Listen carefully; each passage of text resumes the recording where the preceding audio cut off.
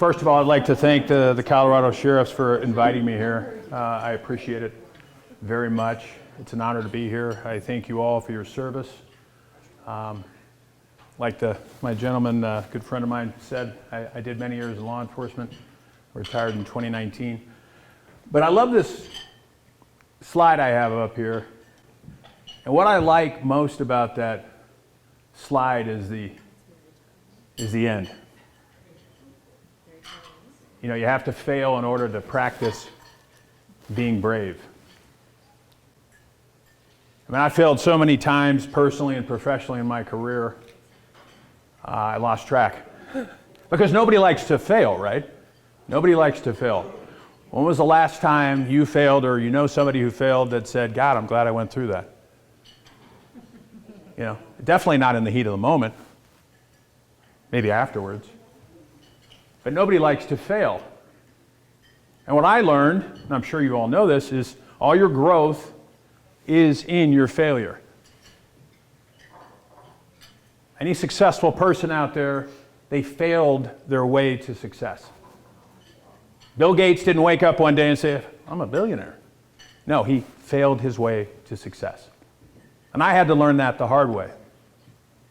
Again, law enforcement, it's a tough business. You all know that. I'm not telling you anything you don't know. And again, I was honored to serve. But as we know, it's up and down.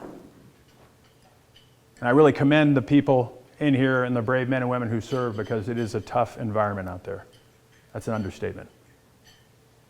But one of the catalysts in my life, which got me on the journey I'm at right now, is a date that changed my life. And that date, December 28th, 2020. It was Christmas, holiday season, and my kids were back home. I lived in Louisville, Colorado, in Boulder County. And my kids were back home. My stepdaughters, one of them lived in Chicago, came home for the holidays, and I was glad to see her. My son, who's in the Air Force, he got some time off, and he was home too. Now, my stepdaughter from Chicago, we had a ritual where every time she came into town, we would get up early and we would work out.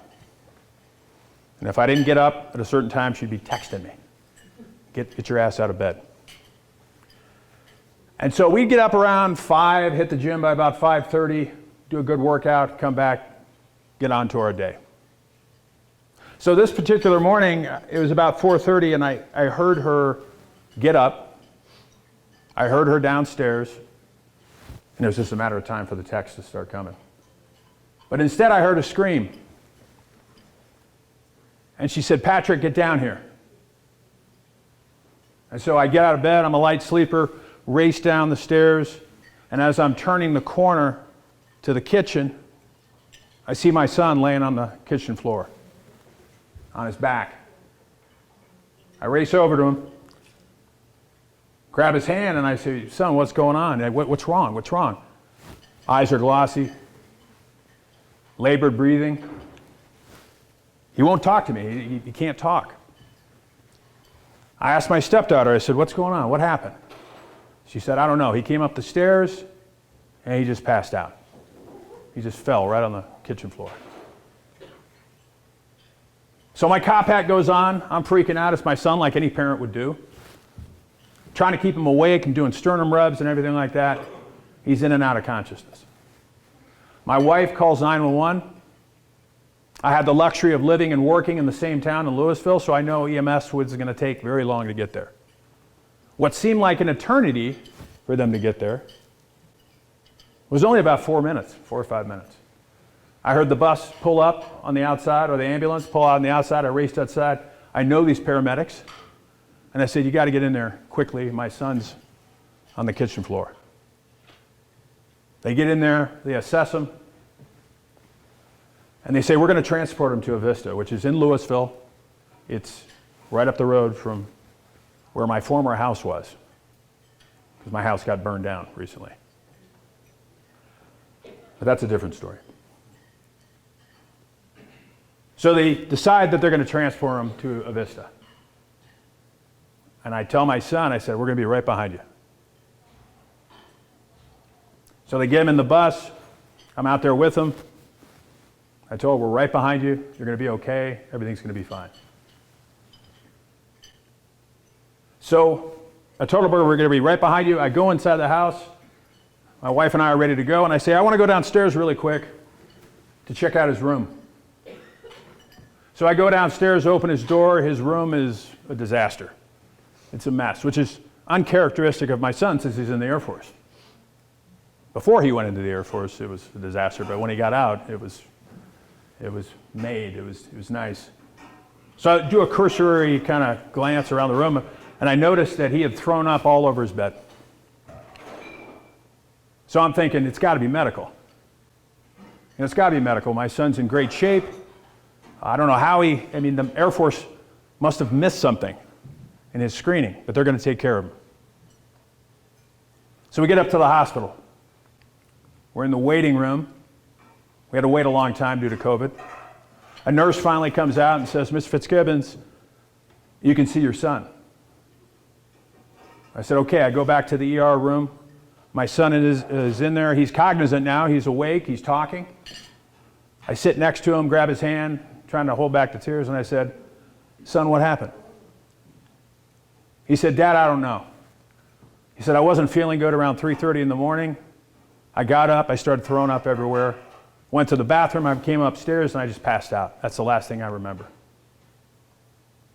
And I said, okay. They're going to take care of you. I know some of the staff up here, they're really good people, and you're going to get better. Whatever it is, they're going to figure it out, and you're going to be okay. So I left his room, and I'm walking down the hallway to the waiting room where all of my family was assembled. And I get a text from my stepdaughter that found my son, and she says, you need to call me. So I get on the phone with her. I said, what's going on? She said, I went downstairs to clean his room, and I started cleaning it, and I found some stuff that you need to know about. She said, I'm sorry. I found some suicide notes. And I also found a bottle of Advil that he had taken and a half bottle of alcohol that he drank. My heart sank. I was thinking, what did I miss? I mean, I'm a cop. I missed some signs. I had to have missed some signs. One of the hardest things I had to do was go back into that ER room and ask my son, did you try to hurt yourself? And he said, yeah, Dad, I did. So we cried for a while. I said, you're going to get the help you need. I said, son, I have to tell the physician that you tried to hurt yourself. And he said, Dad, don't do that. I said, I have to. And we all know what happens. You know, the process starts, the mental health hold. And he said, whatever you do, don't tell the Air Force. I love the Air Force. I don't want to get kicked out. And at first I said, I can't do that. And he said, Dad, please, I love my job. He's part of Space Force. And I said, okay, I won't. So I go out there, talk to the physician, tell him what's going on. He said, we're going to take care of your son. We're going to place him on a hold. I said, okay. So about that time, I'm getting a call. I glance out on my phone. It's an unknown number. I answer the phone, and the voice on the other end says, sir, this is Colonel so-and-so with the Air Force. How's your son? Thinking, what the? They knew where he was at. They tracked him with his social security number. We know how's your son? We need a status update. And I said, well, we think it's a medical. And she said, with all due respect, sir, we know what's going on. We know what happened with your son. And she said, we're not going to kick him out of the Air Force. We're not. He's an asset. He's valuable. We love your son. And she said, I promise you he's going to get the best help the Air Force has to offer. I started crying. Because it was a different story when I was in the Army in the early 90s. But they said, we're going to help him.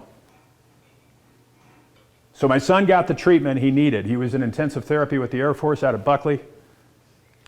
And he did about 4 months of intensive therapy. And he is thriving now. As a matter of fact, he's my rock.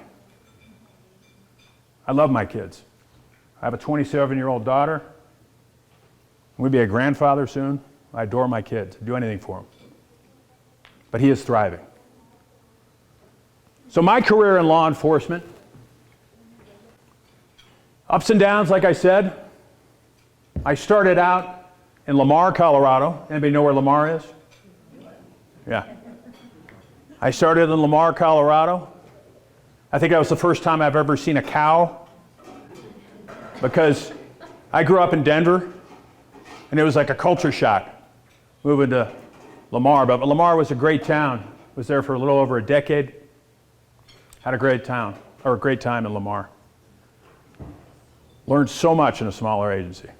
I'm not knocking bigger agencies, but I learned a lot.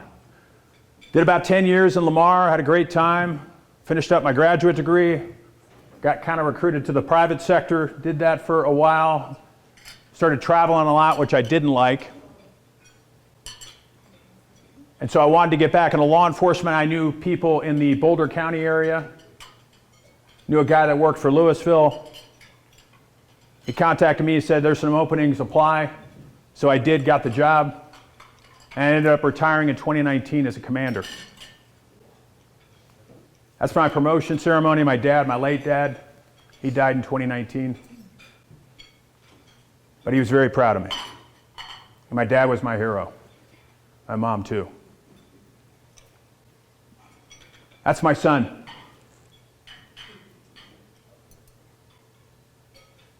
So I was looking at this picture. I took a picture, or took a selfie of my son and me. We were out to eat a couple weeks ago, and apparently the Air Force doesn't have any haircut regulations anymore.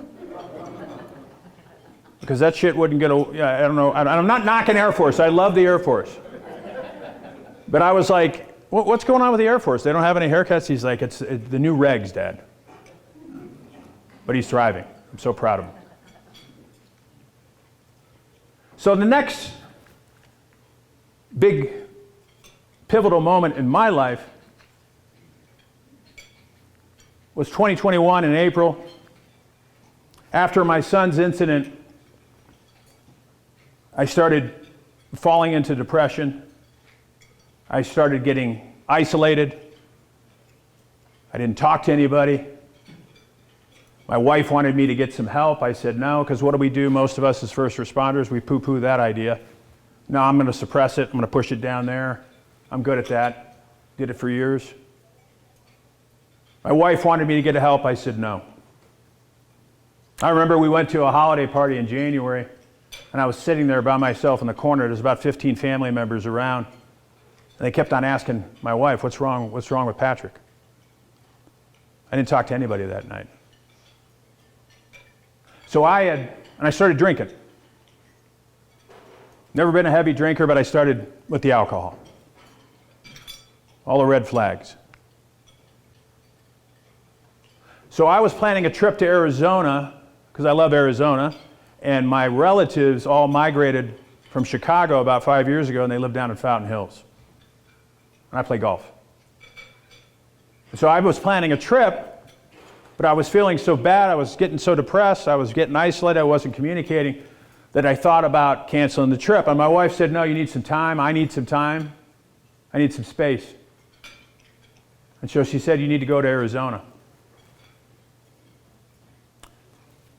So the day I left to Arizona, she drives me to DIA.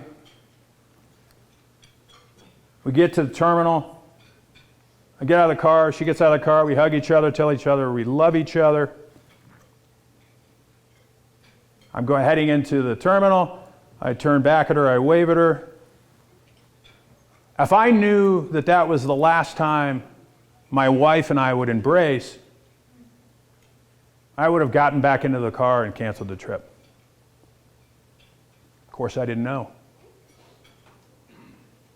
So I got down to Arizona. Had a good time, spent time with family, which is important. And the day I was supposed to come back, my wife texted me and she said, "Can you do me a favor? I need some space. Can you stay there a couple more days?" And I said, "Okay. What's going on?" She said, "I just need some space. I need some space from you." And I said, "Okay, whatever you need." Deep down, I knew what was going on. I had a feeling. So I stayed there a couple more days, flew back to Colorado, landed, went back to the house. My wife and I sat down, and my wife said, "I love you, I care about you, but I want a divorce."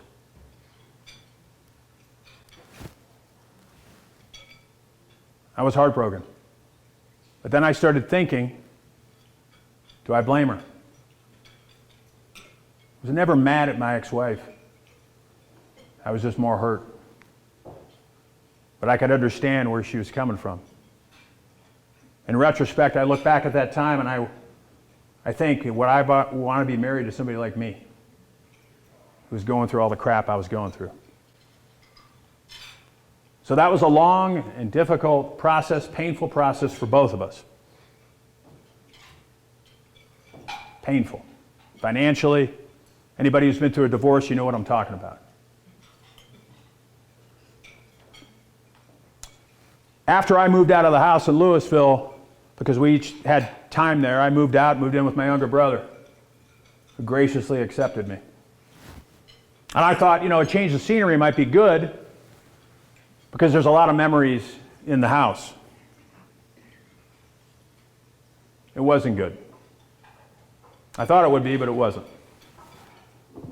I started slipping further into depression, isolation, started drinking more.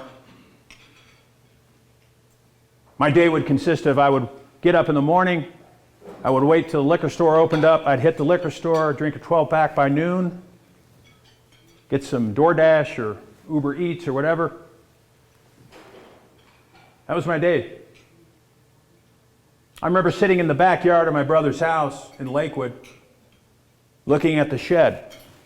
He had a big backyard, or has a big backyard.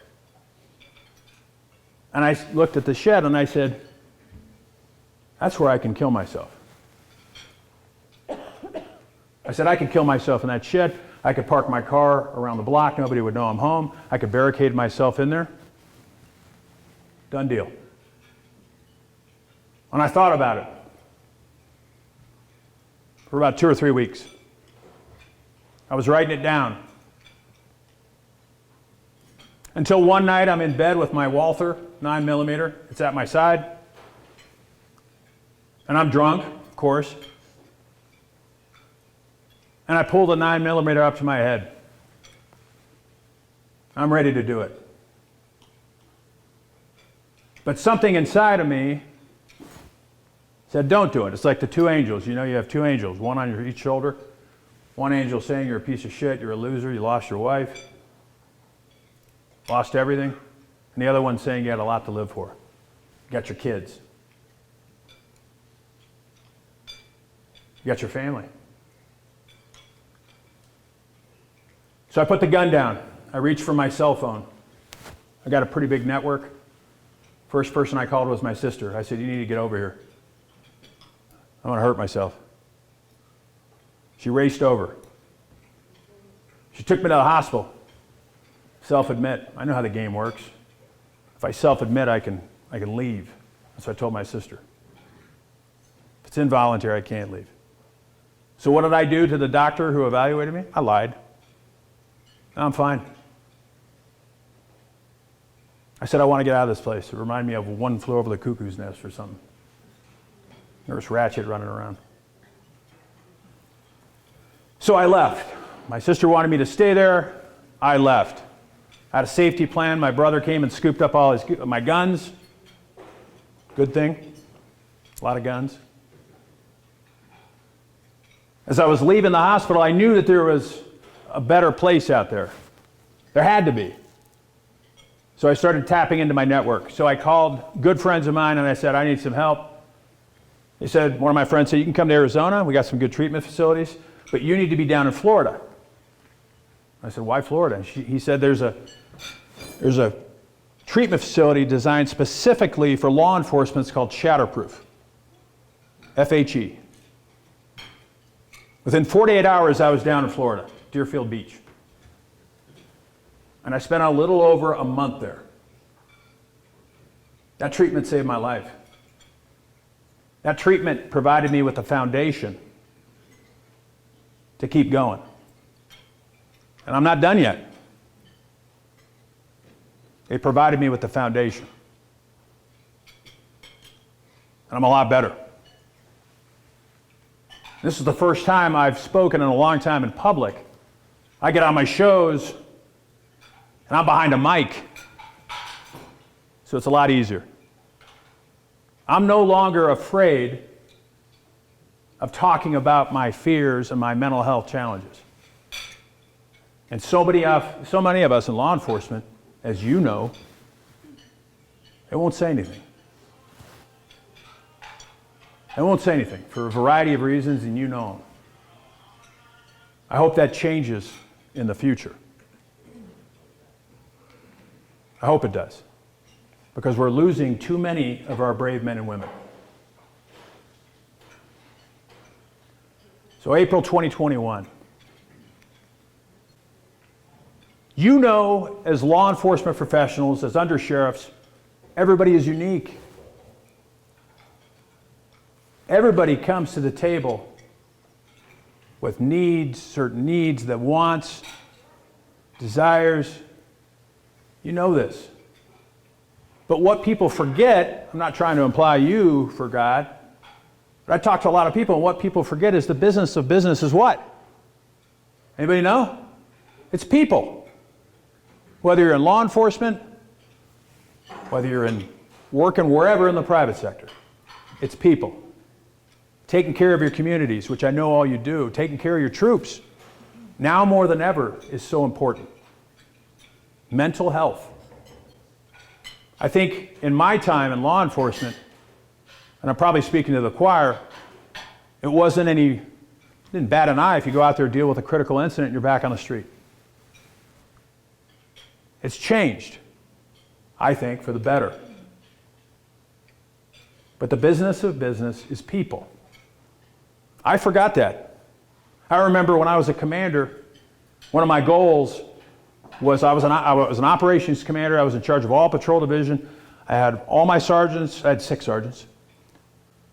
And one of my goals as a new commander is I wanted to meet with each of my sergeants and get to know them better. I knew these guys. But I also knew that once you put those stars on or wherever, stripes or everything, I had to earn the respect again. Wasn't implied. So I remember one of my good friends, he came into my office. I was talking to him, I was meeting with him. I said, hey man, what's going on? How's the family? How's the wife? He said, sir, I got divorced about 3 months ago. I wasn't practicing what I was preaching. So people, that's what it's about. Taking care of your communities, which I know you do, taking care of your troops. I forgot that for a while. There's a great book out there called As a Man Thinketh. It's an older book, 19th century. A guy by the name of James Allen wrote it. And it's a great book. If you haven't read it, I would encourage you to read it. It's a short read. And it's not just for men. It's for anybody. It's applicable to anybody, but it was written back in the time. But it's a great book. And the premise behind the book is this. Be careful what your thoughts, or what thoughts you plant. If you plant negative thoughts, they're going to grow, right? If you plant positive thoughts, those are probably going to grow. Now, I'm not trying to say you all live in a bubble and everything's unicorn and rainbows all the time. No, it's life. Life happens. Life happens. But it's recognizing the bad times, Being able to hold both spaces. Hold both spaces. So be careful what you put in your mind. There's only one thing that we can control, or a couple things, I guess. We can't control a lot of shit that goes out there. We know that. But you can control the 6 inches between your ears. Who controls that? You. Nobody else can touch that. So for a long time, I was planting negativity in my mind, even as a cop. Oh, this sucks.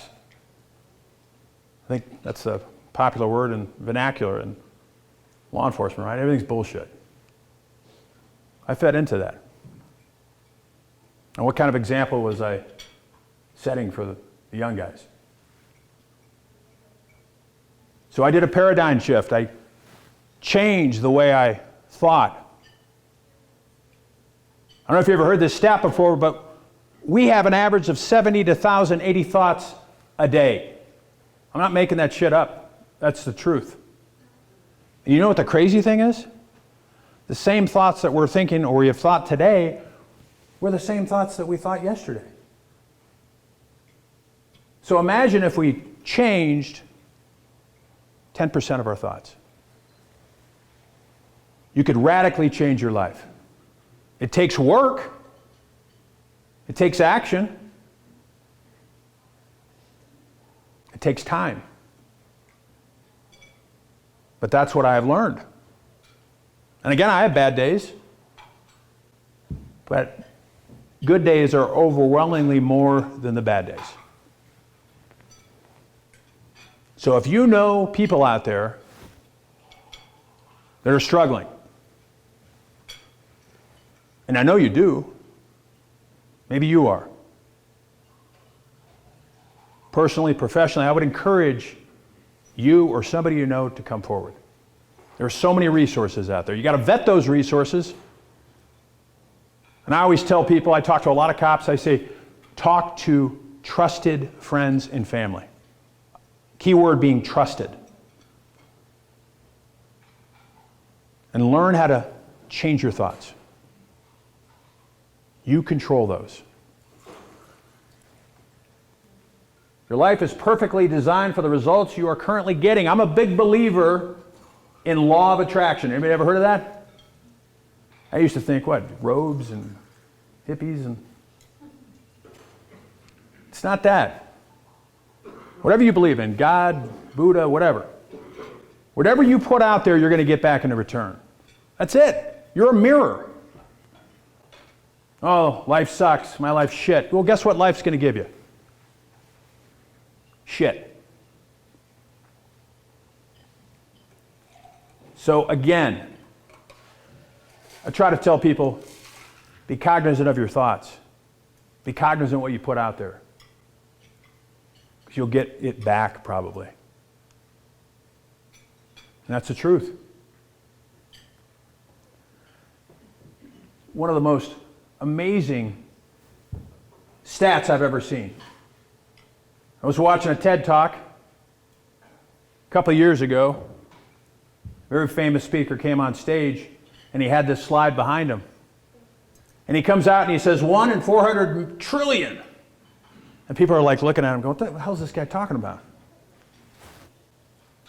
That's the statistical probability of you being born. That's science. I'm not making that crap up. I had to look it up. 1 in 400 trillion. I mean, the reality is that we're not here for very long when you really think about it. So we need to make the most out of our lives and take the good with the bad. Isn't that a crazy slide? Who's seen this before? Anybody ever seen this before? I look at this every morning, and when I think my day is going to be shit, or maybe I'm depressed about something, I look at that and I'm like, holy crap. It is a miracle that I'm here. It's a miracle you're here, and your kids are here, and your friends are here. It really is. I'm on a different path now to help as many law enforcement officers I can, first responders, EMS, fire, law enforcement, any way I can help. I made really good friends in treatment. I talk to these guys and girls almost every day. When one of us are down, we bring them up. There's like 25 people on this thread. I was talking to a friend of mine last week. He got home from treatment. He's from Colorado. And he started drinking again. Got off the plane and it's like he just started drinking. He called me up one night and he said, "Brother, I need some help." I said, "Where you at?" He said, "I'm heading to the liquor store." I said, "Don't do that, man." I said, "I'll come and get you." He said, "I don't want you to come and get me." I said, "But I'll do it." And then he changed his mind really quick. I was talking to him and he said, "I'm going to go to an AA meeting." I said, "Good. That's good, brother. I'm proud of you. I love you. Do me a favor. When you get to the AA meeting, can you take a picture and let me know you're there?" And he took a picture. And he's doing better. Not because of me, because of him. We all have the power to change. Yes, it's hard as an addict, an alcoholic. But he did it. He took that first step. And he's doing good. And I love talking to these guys. Building each other up. That's what it's about. Remember, the business of business is people. But I love this slide right there. Amazing. Just take that first step. Late great MLK Jr. His day was yesterday. I love this. You don't have to see the whole staircase. We always try to, right? We always try to see what's ahead of us, around the corner. You can't, you won't. You got to take chances. Got to take risks, calculated risk. Got to think about it. But you have to take risks. That's what life's about. And if you fail, you get back on the horse. All of your growth is outside of your comfort zone. So many people live in the middle. The game is on the sides. What makes Tom Brady, if you hate Tom Brady, what makes him so great? He's in that 5% or whatever because he works his ass off. Like him or hate him, one of the greatest quarterbacks of all time, Peyton Manning, same thing. But not many people, most people are not going to put their neck out there. Most people are not going to put in the hard work. That's the reality. So I tell cops, I say, just take that first step, whether it's going for a promotion or whatever you want to do. Just take that first step. There's a great book out there by Bronnie Ware called The 5 Regrets of Dying. Anybody ever read that book? Anybody take a guess of what the number one regret is? I'm not going to ruin the book because it's a great book. Read it anyway. But the number one regret is not living your life to its true purpose. Living somebody else's dream.